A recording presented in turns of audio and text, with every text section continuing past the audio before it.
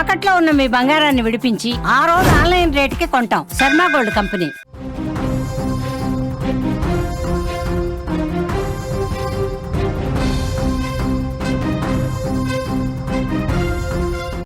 హైదరాబాద్ రాజేంద్ర నగర్లో గుర్తు తెలియని మహిళ మృతదేహం లభ్యం.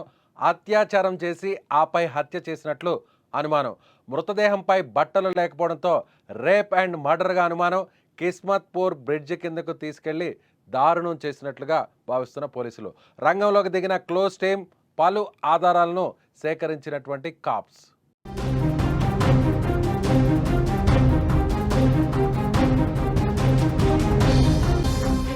హైదరాబాద్ రాజేంద్ర నగర్ కిస్మత్పూర్లో మహిళ డెడ్ బాడీ ఇప్పుడు కలకలం రేపుతోంది.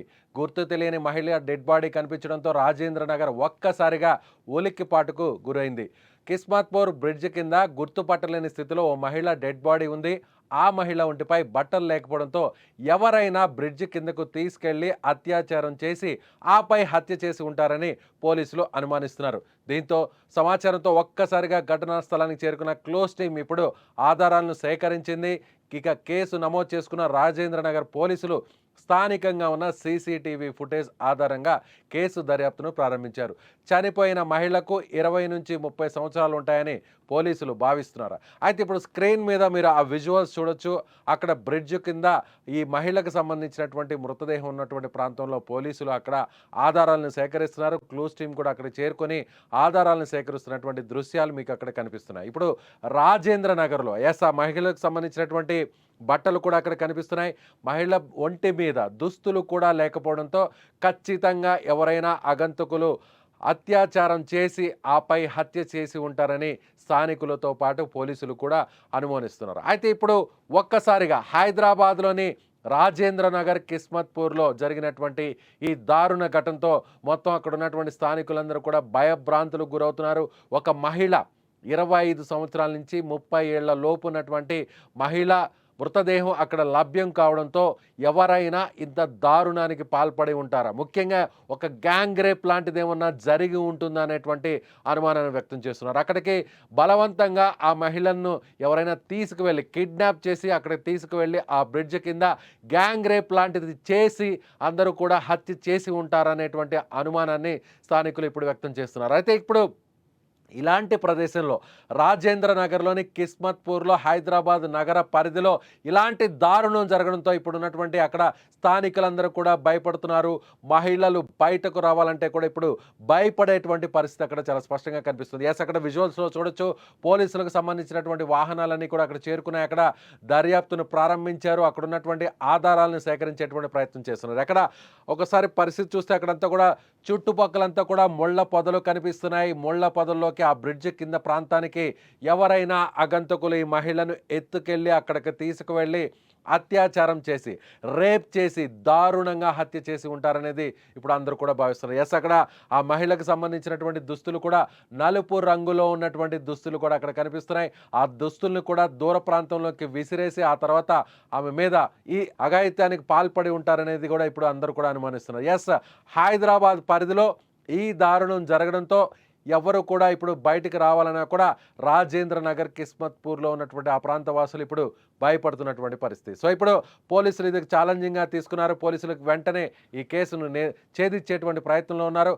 అందులో భాగంగా కిస్మత్పూర్ ఈ ప్రాంతానికి వచ్చేటువంటి మొత్తం సీసీటీవీ ఫుటేజ్నంతా కూడా బయటకు తీస్తున్నారు. వాటిని విశ్లేషిస్తున్నారు.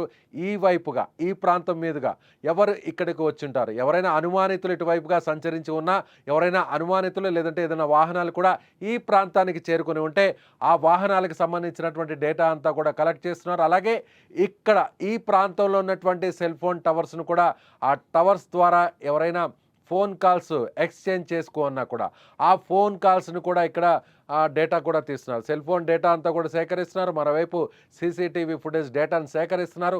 మరోవైపు ఇక్కడ వాహనాలు తిరిగి ఉన్నా లేదా ఏదైనా అనుమానితుల డేటాను కూడా కలెక్ట్ చేస్తున్నారు. అలాగే క్లూస్ టీమ్ కూడా రంగంలో దిగడంతో అక్కడ దొరికినటువంటి వేలిముద్రల ఆధారంగా అక్కడ దొరికినటువంటి ఎవిడెన్స్ ఆధారంగా కూడా కేసును దర్యాప్తు చేసేటువంటి అవకాశం ఉంది.